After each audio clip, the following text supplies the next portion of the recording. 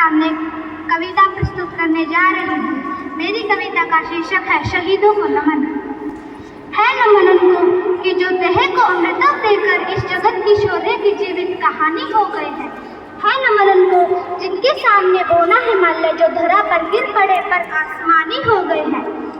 पिता के रक्त ने उज्जवल किया कुलवंश माथा, माँ वही जो दूध से इस देश की रजतोल आई।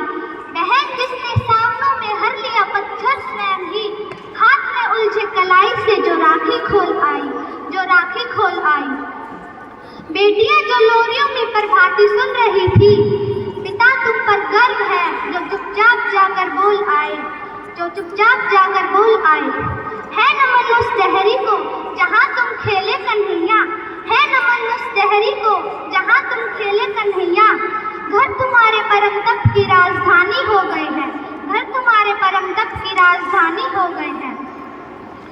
नर्क में तुम पूछना अपने बुजुर्गों से कभी भी, विजय के उद्घोष गीता के कथन तुमको नमन है। पिता के वर्ष के फलित राखियों की व्यवस्थाओं, माँ के नयन तुमको नमन है। है नमन उनको जिनको काल पाकर हुआ पावन, है नमन उनको जिनको काल पाकर हुआ पावन। शिखर जिनके चरण छूकर और हवन हो गए हैं, शिखर जिनके चरण छूकर और हवन हो गए हैं। है नमन उनको जिनको काल पाकर हुआ पावन।